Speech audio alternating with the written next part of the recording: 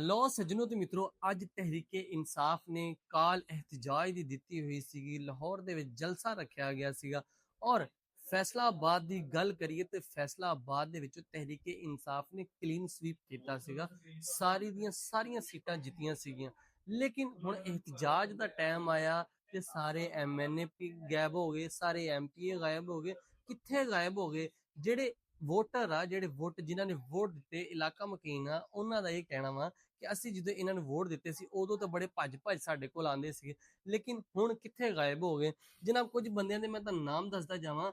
ਇਹ ਉਹ MP MNA ਆ ਜਿਹੜੇ ਤੇ ਬਿਲਕੁਲ ਨਜ਼ਰ ਆਉਂਦੇ ਹੀ ਨਹੀਂ ਪਏ। ਜਿੱਦਾਂ ਸਭ ਤੋਂ ਪਹਿਲੇ ਗੱਲ ਕਰੀਏ ਲਤੀਫ ਨਜ਼ਰ ਗੁੱਜਰ ਸਾਹਿਬ, ਉਹ ਕਿੱਧਰ ਗਏ ਆ? ਨਜ਼ਰ ਨਹੀਂ ਆ ਰਹੇ, ਨਾ ਹੀ ਉਹਨਾਂ ਦਾ ਕੋਈ ਨਾਮੋ ਨਿਸ਼ਾਨ, ਨਾ ਹੀ ਕੋਈ ਪਤਾ ਵਾ। ਸਿਰਫ ਵੋਟ ਲੈਣ ਦਾ ਪਤਾ ਸੀ, ਵੋਟ ਲੈ ਕੇ ਜਾਂਦੇ ਰਹੇ। ਉਸ ਤੋਂ ਬਾਅਦ ਜਨਾਬ ਗੱਲ ਕਰਦੇ ਆ ਚੰਗੇਜ਼ ਖਾਨ ਕਾਕੜ, ਠੀਕ ਹੋ ਗਿਆ ਜੀ, ਉਹ ਵੀ ਚਲੋ ਕਿਤੇ ਨਾ ਕਿਤੇ ਕੋਈ ਨਜ਼ਰ ਆਉ ਜਾਂਦੇ ਹੈਗੇ ਆ।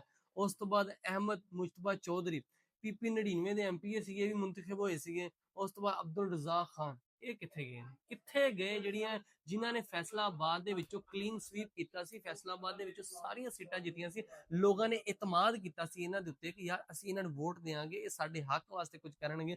ਲੇਕਿਨ ਹੁਣ ਸਾਰੇ ਐਮਐਨਏ, ਸਾਰੇ ਐਮਪੀਏ ਕਿੱਥੇ ਗਾਇਬ ਹੋ ਗਏ? ਫੈਸਲਾਬਾਦ ਵਿੱਚ ਬੜਾ ਪੁਰਅਮਨ ਮਾਹੌਲ ਹੈ, ਕਿਸੇ ਕਿਸਮ ਦਾ ਕੋਈ ਇhtਜਾਜ ਨਹੀਂ, ਕਿਸੇ ਕਿਸਮ ਦਾ ਕੋਈ ਬੰਦਾ ਨਹੀਂ, ਕੁਛ ਨਹੀਂ ਨਿਕਲਿਆ। ਸਕੂਨ ਦੇ ਨਾਲ ਆਪਣੇ ਮਾਹੌਲ ਦੇ ਨਾਲ ਸਾਰਾ ਕੁਝ ਚੱਲ ਰਿਹਾ ਜਿਸ ਤਰ੍ਹਾਂ ਰੂਟੀਨ ਦੇ ਨਾਲ ਚੱਲਦਾ ਵਾ।